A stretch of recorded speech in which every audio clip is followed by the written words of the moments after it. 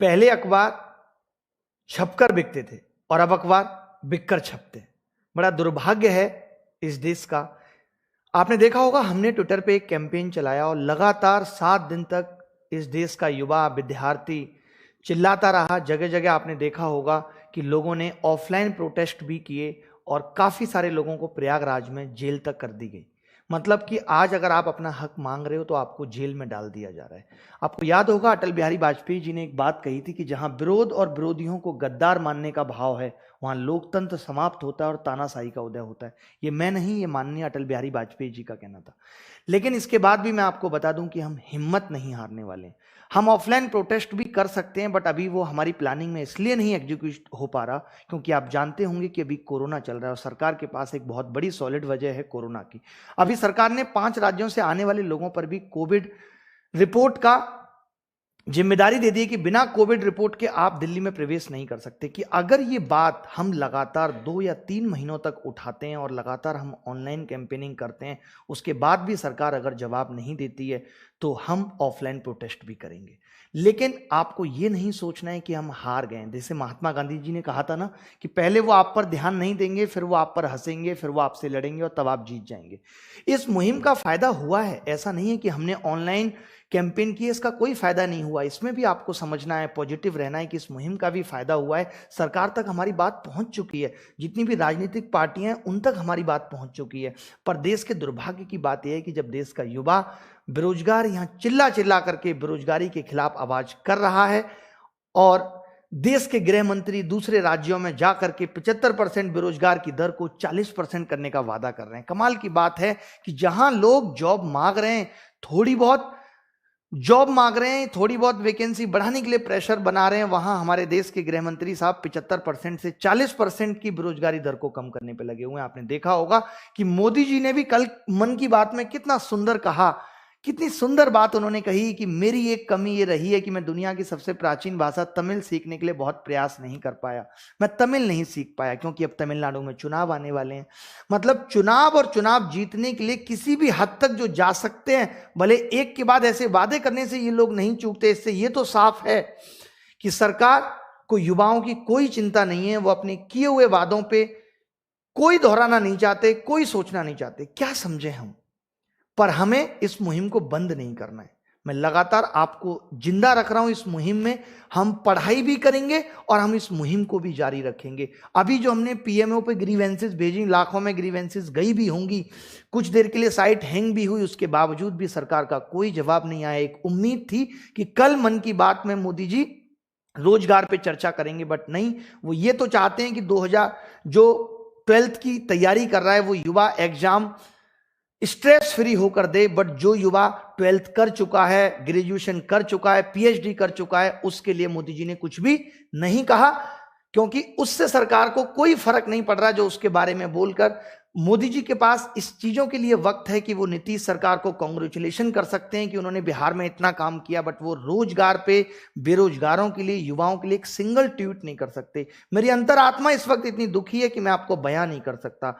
इतनी ज्यादा हार और निराशा जीवन में कभी नहीं महसूस हुई थी कि हम एक सरकार से नौकरी के लिए परेशानियों को गिनवा गिनवा के ये गुहार कर रहे हैं कि सरकार उस पर 2 शब्द कहे। आज देश का युवा मात्र इतना भूखा है कि मोदी जी एक ट्वीट करके कह दें कि तुम्हारे बारे में भी मैं सोच रहा हूं, उससे ही शायद लाखों लोगों के चेहरे पे मुस्कान आ सकती है। बट इतनी ज्यादा बेकदरी उन युवाओं की, उन पढ़े लिखे लोगों की सोचा नहीं था कभी इस देश के अंदर होगी। इससे ज्यादा और कमाल की बात है कि आज हर राज्य में बच्चा बेरोजगारी की चर्चा कर रहा है, रोजगार मांग रहा है और ऐसे लोगों को जेल भी डाल दिया जा रहा है। लेकिन सरकार है तो केंद्र सरकार तो मीडिया वाले दिखा रहे हैं भर भर के रोजगार दे रही है। बंगाल में भर भर के रोजगार दे रहे हैं, 75 लाख रोजगार देने का वादा कर दिया। इसी सबसे तो वोट मिलेगा, यही तो वोट लेने का तरीका है। लेकिन जहां सरकार आ चुकी है वहां किसी को कोई फर्क नहीं पड़ता कि किसी को रोजगार देना है या नहीं देना।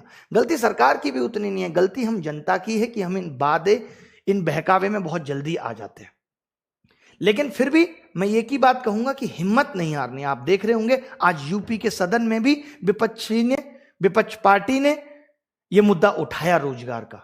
भले ही सरकार ध्यान नहीं दे रही, लेकिन कब तक ध्यान नहीं देंगे? हम लगातार ये कोशिश करते रहेंगे कि रोजगार पे ध्यान दिया जाए। आज कुछ मीडिया चैनल्स ने इसको दिखाया, कल और मीडिया चैनल्स इसको दिखाएंगे और पूरे पूरे दिन दिखाएंगे, पूरे पूरे दिन रोजगार पे चर्चा होगी, जैसे आज किसानों पे हो रही है।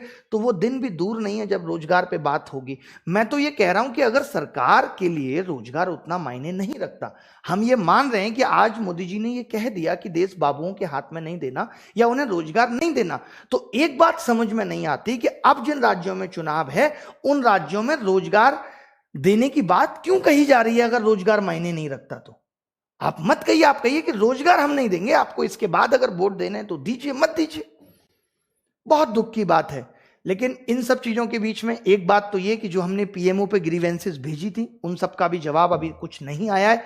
हम परसों यानी कि वेडनेसडे को सुबह 11 बजे फिर एक ट्विटर कैंपेन चला रहे हैं जिसमें हम मांगेंगे मोदी जवाब दो, हमें जवाब चाहिए कि आप जवाब क्यों नहीं दे रहे, कब तक नहीं देंगे। मैं हमेशा कहता हूं ना कि कब तक नहीं देंगे, हम उन सब हदों को पार करेंगे जब तक कि सरकार जवाब नहीं देगी। लेकिन इन सब के बीच में क्या पता कल कोई ऐसा हो कि नोटिफिकेशन आ जाए, वैकेंसी बढ़ जाए, होप फॉर द बेस्ट, तो तैयारी और पढ़ाई भी जारी रहनी चाहिए। तो कल से हम क्लासेस भी रिज्यूम कर देंगे, सारी क्लासेस ऑन टाइम होंगी। जो भी बैच चल रहे थे वो यूट्यूब पे जो भी फ्री क्लासेस चल रही थी वो सब भी रिज्यूम हो जाएंगी। बहुत सारे बच्चे इससे भी घबराए हुए हैं कि हमारी पढ़ाई नहीं हो पा रही, तो डरना नहीं है, कोई बात नहीं, थोड़ा बहुत वक्त ऐसा आता है, बट ये लड़ाई लंबी है, जारी रखनी पड़ेगी, हिम्मत नहीं हारनी है। हम अंत तक, मैं आपके साथ बना हुआ हूं, कोई आपके साथ हो ना हो। आप देख रहे होंगे मैं लगातार जिस दिन से ये मुहिम चली है हर दिन लाइव आके, हर एक दिन बाद लाइव आके आपके साथ खड़ा हूं, आपको बता रहा हूं कि ये लंबी जंग है बट जीत कर रहेंगे।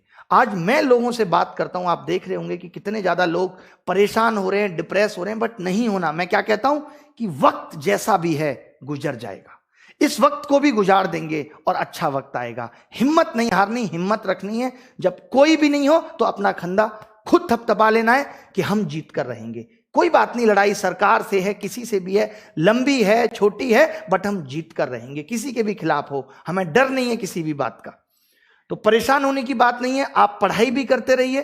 चाहे वो बच्चा कोई रेलवे की तैयारी कर रहा है, रेलवे का भी आलम आपको पता है कि 4 महीने से भी प्री का ही एग्जाम हो रहा है। ऐसी ऐसी वीडियो भी बाहर वायरल हो रही है जहां पे पेपर किसी और की जगह कोई और बैठ कर दे रहा है। चाहे वो मामला एसएससी का हो, चाहे बैंक का, किसी भी चीज का हो, सरकार अब किसी भी मामले में झुकने को ही तैयार नहीं है। एसएससी में बच्चे केस डालते हैं तो एसएससी ये कह देता है कि हम कोई कॉन्स्टिट्यूशनल बॉडी नहीं है जो हम 1 साल में एग्जाम कराएंगे। और बात सही भी है, एसएससी कोई कॉन्स्टिट्यूशनल बॉडी नहीं है जो इस बात की जिम्मेदारी लेगा कि, या अकाउंटेबिलिटी उसकी है कि उसको 1 साल में एग्जाम कराना ही कराना है। तो इस बात की टेंशन नहीं लेनी है, परेशान नहीं होना है, हंसते हंसते जंग को जीतेंगे। इतनी बड़ी बड़ी जंग जीत गए लोग, ये तो बहुत छोटी जंग है।